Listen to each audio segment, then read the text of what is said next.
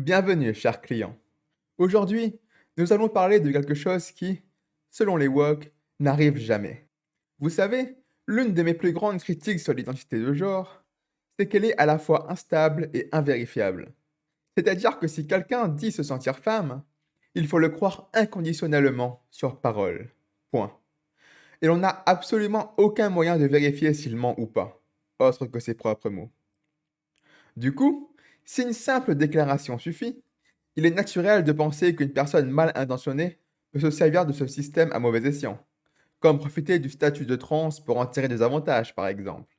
Et quand on avance cet argument, les activistes LGBTQ+ nous font une incroyable levée de bouclier. C'est impossible qu'ils nous disent. Personne ne va se faire passer pour un trans s'il n'en est pas un, qu'ils nous assurent. Eh bien, aujourd'hui, nous allons vérifier cet argument avec une actualité plutôt saugrenue s'étant déroulée ce 29 août au Royaume-Uni. Ce jour-là eut lieu le procès d'un certain Dominic Mark Carter. Qu'a fait ce bon monsieur, vous me demandez? Eh bien, il a été arrêté 2 ans auparavant, en 2021, pour possession d'images pédopornographiques. Yep. Et selon le rapport de police, ce n'était pas n'importe quelle image, non.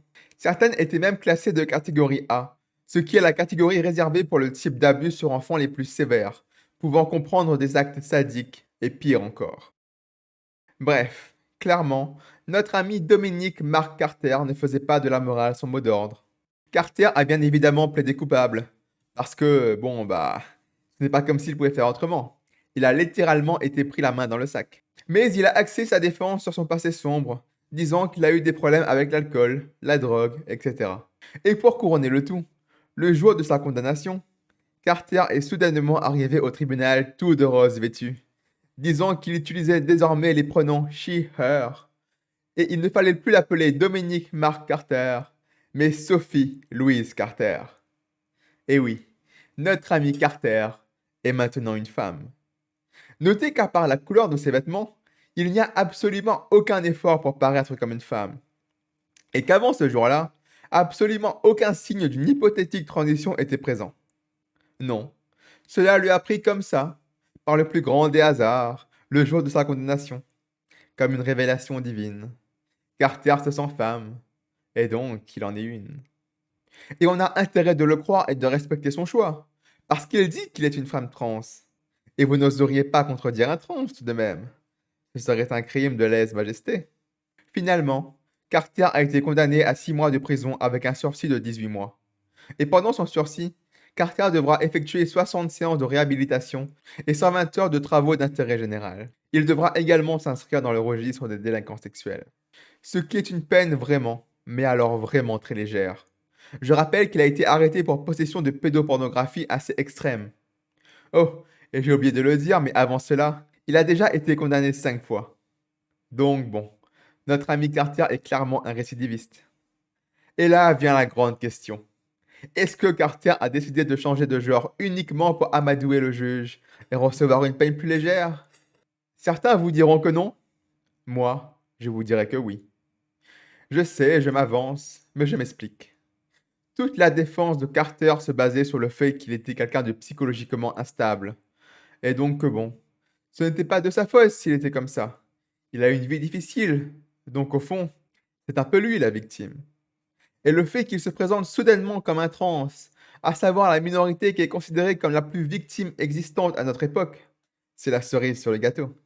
Surtout que cela se passe au Royaume-Uni, ce pays avec une politique de protection des trans si élevée qu'on peut se faire arrêter par la police pour simplement avoir posté une blague sur Internet. Et oui, au Royaume-Uni, on ne plaisante vraiment pas avec cela. Pour moi, ça ne fait absolument aucun doute que Carter a profité du système pour au moins tenter le coup. Et ça a marché. Je rappelle encore une fois que son coming out était presque parodique. Il est venu comme ça, le jour de la sentence, tout vêtu de rose, et se disant soudainement femme. Franchement, n'importe qui de sensé verrait que c'est du foutage de gueule complet, et l'aurait envoyé paître. Mais pas les gauchistes. Après tout, si un pédophile ayant déjà 5 condamnations dans le tiroir dit soudainement qu'il se sent femme au tribunal, c'est forcément vrai, n'est-ce pas? Il n'y a absolument aucun signe qu'il puisse mentir. Ce serait impensable. Ah là là. Mais vous savez, Même dans l'hypothèse où cela n'aurait pas marché, même si Carter avait été condamné à de la prison ferme et non à du sursis, d'après vous, dans quelle prison il serait allé? Une prison pour hommes ou une prison pour femmes? Eh oui, Carter est une femme maintenant. Donc, forcément, il doit aller dans la prison qui correspond à son genre. En gros, Carter avait absolument tout à gagner avec cette transition de dernière minute. Soit ça marche, et comme dans le cas présent, il a une peine atténuée, ou soit ça ne marche pas, et il finit dans une prison pour femmes. Ce qui est d'ailleurs bien mieux qu'une prison pour hommes, puisque bon, si quelqu'un est envoyé dans une prison pour hommes pour pédophilie, généralement, cela se finit très, très, très mal pour lui. En prison, il y a des crimes qu'il vaut mieux ne pas avoir sur son CV, et je ne vous cache pas que la pédophilie en fait partie.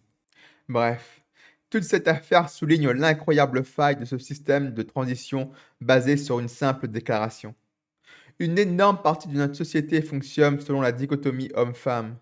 Et ça marchait très bien pendant longtemps, puisqu'en se basant sur le sexe biologique, on avait une base solide sur laquelle s'appuyer. Mais maintenant que l'on bascule de plus en plus vers l'identité de genre, où il suffit juste de quelques mots pour passer de homme à femme, et de femme à homme, et même plusieurs fois au cours d'une vie, eh bien, ce système ne tient juste plus. Et tous ceux qui peuvent en profiter en profitent. Et franchement, je ne peux même pas leur en vouloir tellement c'est facile d'abuser du système désormais. Mais les gauchistes refusent de le voir. Ils préfèrent faire l'autruche, plonger leur tête dans un trou, parce que voir le problème et accepter qu'il existe remettra en question absolument toute leur idéologie. Et ça, pour eux, cela serait une catastrophe. Et voilà, c'est tout ce que j'avais à dire sur ce sujet. J'espère qu'il vous a plu et surtout, prenez soin de vous.